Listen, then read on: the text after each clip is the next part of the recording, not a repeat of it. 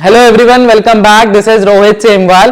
तो आगे की तरफ चलते हैं। टाइप्स ऑफ बिड हमने लास्ट वीडियो में सीखा कि जेम पे कौन कौन से टाइप्स ऑफ बिड अवेलेबल है। कस्टम बिड है, चाहे वो स्टैंडर्ड बिड है, बीओक्यू बिड है, बंच बिड है। एक एक करके ना अब हम सीखेंगे कि उन बिड्स में पार्टिसिपेट कैसे करना है, प्रोसेस क्या है बिड में पार्टिसिपेशन करने का। तो मैं स्टार्ट कर रहा हूं बीओक्यू बिड से, क्योंकि हाल ही में जेम पे अपडेट हुआ था और बीओक्यू बिड में ना कुछ चेंजेस किए गए हैं, जिसकी वजह से लोगों को प्रॉब्लम आ रहा है, कई लोगों को काफी सारी कंफ्यूजन है। तो वो मैं क्लियर करूंगा आज की वीडियो में। हम सीखेंगे कि बीओक्यू बिड कैसे पार्टिसिपेट करना है, उसका प्रोसेस क्या है और जो चेंजेस हुए हैं तो उसमें कैसे वर्क करना है। तो आइए स्टार्ट करते हैं वीडियो। फ्रेंड्स, मैंने लॉगिन कर लिया है अपनी जेम प्रोफाइल पे। लॉगिन करने के बाद इस तरीके से कुछ आपको अपनी प्रोफाइल दिखती है। अभी हमें टेंडर पार्टिसिपेट करना है, तो हम क्या करेंगे, बिड सेक्शन में जाएंगे और लिस्ट ऑफ बिड्स पे क्लिक करेंगे। तो कुछ इस तरीके से आपके सामने ये डैशबोर्ड ओपन हो जाता है। हम आज करने वाले हैं बीओक्यू बिड। तो बीओक्यू बिड आपको सर्च करनी है, तो आप क्या करोगे, यहाँ पे एक सर्च इंजन दिया हुआ है जहाँ पे बिड आरए नंबर, अगर आपके पास कोई स्पेसिफिक बिड नंबर है जिसमें आपको पार्टिसिपेट करना है तो आप यहाँ पे डाल के सर्च करोगे। कोई भी नहीं है, जैसे अभी आपको देखनी है कि कितनी बीओक्यू बिड मार्केट में लाइव है, तो सिंपल आप बीओक्यू टाइप करोगे, एक ड्रॉप डाउन आ जाएगा बीओक्यू कैटेगरी का, इसे सेलेक्ट करोगे और सर्च करोगे। तो सॉफ्टवेयर क्या करेगा, मार्केट में जितनी भी बीओक्यू बिड लाइव है, निकली हुई है, सारी आपको दिखाने लग जाएगा कुछ इस तरीके से, है ना। अगर आपको इस बिड में पार्टिसिपेट करना है तो इसके लिए हमें क्या करना है कि बीओक्यू बिड, किसी भी बीओक्यू बिड में आपको पार्टिसिपेट करना है तो यहाँ पे इस पे क्लिक करोगे तो इसका टेंडर डॉक्यूमेंट डाउनलोड हो जाता है। ठीक है, टेंडर डॉक्यूमेंट डाउनलोड हो गया, इसमें सारी डिटेल्स लिखी होती है, कब बिड निकली, कब क्लोज होगी, है ना, किस डिपार्टमेंट ने निकाली, कौन कौन से डॉक्यूमेंट चाहिए। इसके नीचे आप आते हैं ना, तो यहाँ पे टेक्निकल स्पेसिफिकेशन में आपको जो देखने को मिलता है ना, जो बायर ने अपलोड किया है डॉक्यूमेंट, यहाँ पे एक ऑप्शन है स्पेसिफिकेशन डॉक्यूमेंट का। इसे जब आप डाउनलोड करते हैं तो कुछ इस तरीके से जो भी बायर ने स्पेसिफिकेशन अपलोड कर रखी है वो आपको देखने को मिलती है। इस बिड में शायद वो स्पेसिफिकेशन डॉक्यूमेंट ठीक से अपलोड नहीं हुआ है, तो ये ब्लैंक आ रहा है यहाँ पे। दूसरा कोई बिड ओपन कर लेते हैं।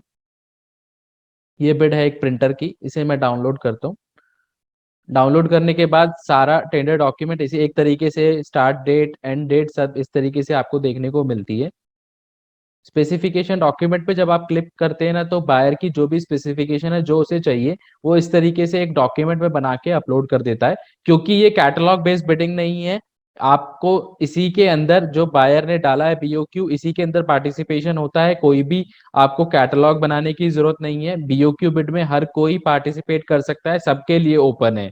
कैटेगरी बेस्ड बिडिंग जो होती है उसमें आपको पहले कैटलॉग बनाना पड़ता है, तभी आप उस कैटेगरी में डील कर सकते हैं। इसमें बायर क्या करता है, स्पेसिफिकेशन जो भी उसे टेक्निकल रिक्वायरमेंट है उसको एक पीडीएफ में बना के, एक फाइल में बना के अपलोड कर देता है। ठीक है, जैसे इसमें मांगा गया है। तो इसमें पार्टिसिपेट करने के लिए हमें क्या करना होता है, पार्टिसिपेट पे आप क्लिक करेंगे।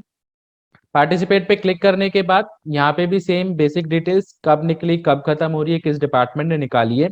नोट करने वाली बात है, यहाँ पे एक कंसाइनी होता है, यहाँ पे इस पे आप क्लिक करेंगे तो यहाँ पे आपको देखने को मिल जाता है कि आपको मटेरियल, अगर आप जो बिड पार्टिसिपेट कर रहे हैं और कल को अगर आपको इसका ऑर्डर मिल गया तो आपको मटेरियल कहाँ पे पहुंचाना है।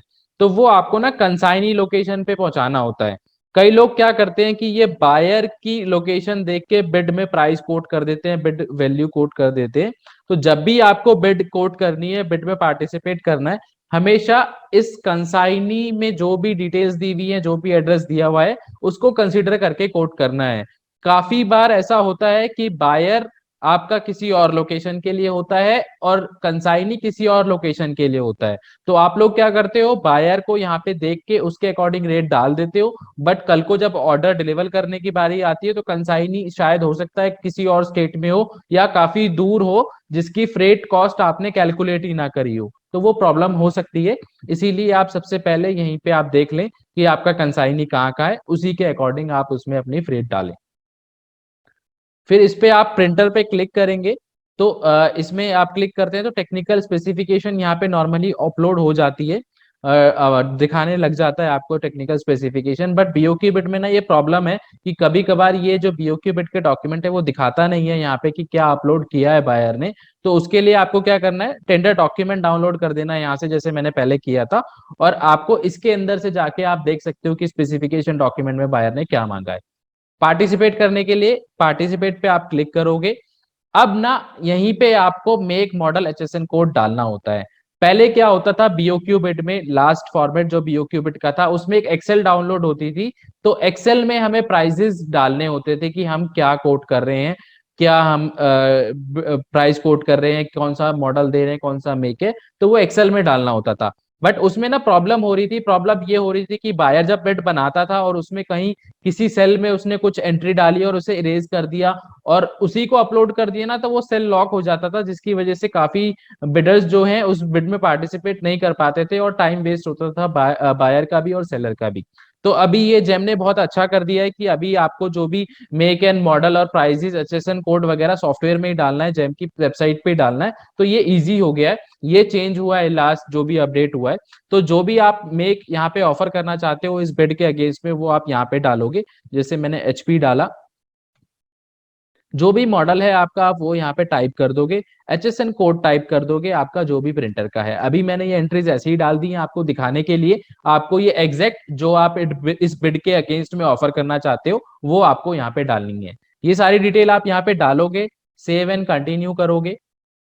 सेव एंड कंटिन्यू करने के बाद यहाँ पे कुछ प्राइस डालने को आपको बोलता है। तो यहाँ पे आपको पर यूनिट प्राइस डालना है। ये बिड सिंगल क्वांटिटी की है, तो जो भी आप प्राइस डालोगे वो कैलकुलेट कर लेता है अगर मल्टीपल क्वांटिटीज की होगी। अगर 10 क्वांटिटी यहाँ पे होता, मैंने 10,000 एक सिंगल क्वांटिटी का प्राइस डाला है, तो सॉफ्टवेयर ऑटोमेटिकली ऑटो कैलकुलेट करके आपको ये प्राइस दिखा देता है। अभी सिंगल यूनिट है, इस तरीके से इसने दिखा दिया।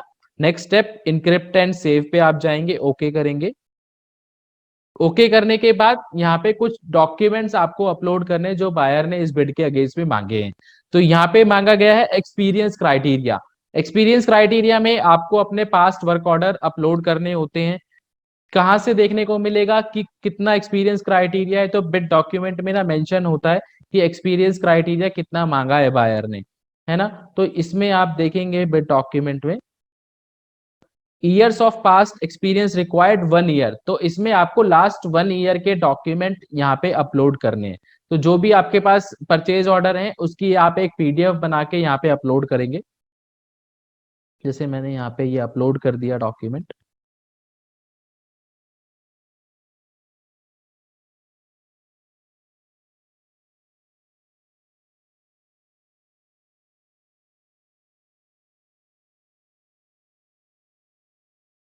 ओके, तो ये प्रॉब्लम कर रहे हैं, देख लेते हैं। डॉक्यूमेंट आप इस तरीके से अपलोड करेंगे, यहाँ पे पास्ट वर्क ऑर्डर जो भी आपके पास है उसका एक पीडीएफ बना के यहाँ पे आप अपलोड कर देंगे। सर्टिफिकेट रिक्वेस्टेड इन एटीसी, सर्टिफिकेट रिक्वेस्टेड इन एटीसी का मतलब है certificate requested in additional terms and condition. तो एडिशनल टर्म्स एंड कंडीशन आपको बिड की कहाँ देखने को मिलती है, दो जगह आपको देखने को मिलती है। एक तो आप बिड में जब आप यहाँ पे कंसाइनी डिटेल में जाते हैं, यहाँ पे एक ऑप्शन है टर्म्स एंड कंडीशन का, इस पे आप क्लिक करेंगे तो यहाँ पे ये टर्म्स एंड कंडीशन आपको देखने को मिल जाती है कि एक्स्ट्रा डॉक्यूमेंट या एक्स्ट्रा क्लॉजेस बायर ने क्या लगाए हैं।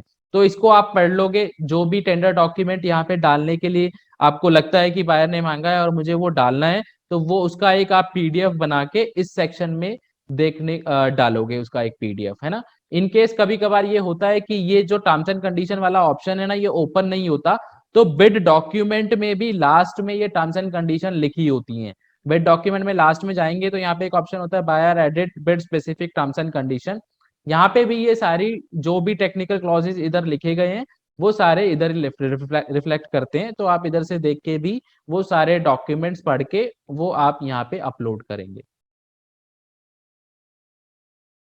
जैसे मैंने अभी डॉक्यूमेंट अपलोड कर दिया, अभी मैं कोई भी फाइल यहाँ पे अपलोड कर रहा हूँ जस्ट आपको दिखाने के लिए कि प्रोसेस किस तरीके से वर्क करता है। फिर यहाँ पे एक ऑप्शन है compliance of BOQ specification and supporting document.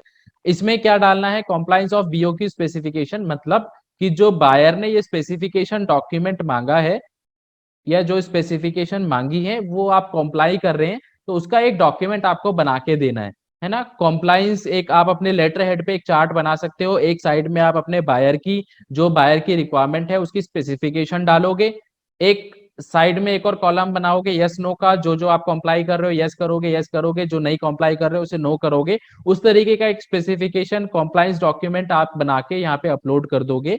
इसका फॉर्मेट अगर आपको चाहिए तो डिस्क्रिप्शन में मेरा ईमेल आईडी है, आप मुझे मेल करिएगा। तो जो बिड के नॉर्मल स्टैंडर्ड डॉक्यूमेंट्स होते हैं, जो स्टैंडर्ड फॉर्मेट्स होते हैं, वो मैं मेल कर दूंगा।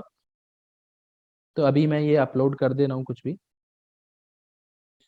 फिर यहाँ पे पूछा गया है कि are you an OEM of the offered catalogue to avail MSME preference. तो आप अगर हैं तो आप करेंगे, नहीं है तो आप नहीं करेंगे। बट अभी यहाँ पे क्या हो गया है बीओक्यू बिड में कि ये मेक इन इंडिया के लिए रिजर्व हो जाती है ना। आज से पहले क्या होता था कि आप बीओक्यू बिड देखेंगे कि उसमें मेक इन इंडिया नहीं होता था। अभी बायर के पास ये ऑप्शन हो गया है कि बीओक्यू बिड में भी वो मेक इन इंडिया एनेबल कर सकते हैं। तो अगर आप make in India product offer कर रहे हैं और आपके पास सर्टिफिकेट है तो वो अवेल कर सकते हैं, एमएसएमई है तो भी आप अवेल कर सकते हैं। तो इस तरीके से आप यहाँ पे डाल के अपना एमएसएमई सर्टिफिकेट यहाँ पे अपलोड कर देंगे।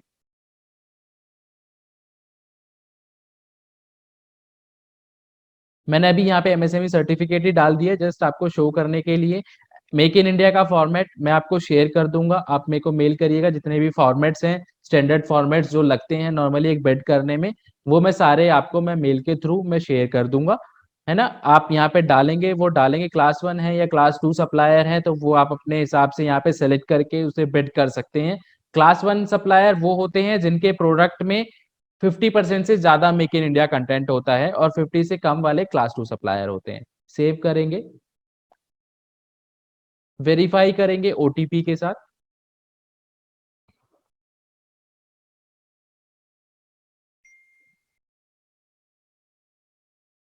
ओटीपी रिसीव हुआ, ओटीपी आप डालेंगे और ये आपका टेंडर सबमिट हो गया। टेंडर सबमिट होने के बाद ये एक्नॉलेजमेंट स्लिप भी एक जनरेट हो जाती है, इसे भी आप सेव करके रख सकते हैं अपने पास, है ना। इनकेस अगर आपको लगता है कि आपका टेंडर गलत पार्टिसिपेट हो गया, आपने रेट गलत डाल दिया या कोई मिस्टेक कर दिया, तो यहाँ पे एक ऑप्शन होता है विड्रॉ बिड का। 3 बार आप जेम पे टेंडर अपना विड्रॉ करके दोबारा से रीपार्टिसिपेट कर सकते हैं। तो जब तक डेडलाइन बिड की क्लोज नहीं हुई है आप इसे विड्रॉ कर सकते हैं और दोबारा से पार्टिसिपेट कर सकते हैं। तो ये था बीओक्यू बिड पार्टिसिपेट करने का प्रोसेस। इस तरीके से कर सकते हैं आप लोग। कोई प्रॉब्लम आती है, कोई क्वेरी फेस कर रहे हैं आप लोग, तो ईमेल आईडी मेरा दिया हुआ है डिस्क्रिप्शन में, आप मुझे मेल कर सकते हैं।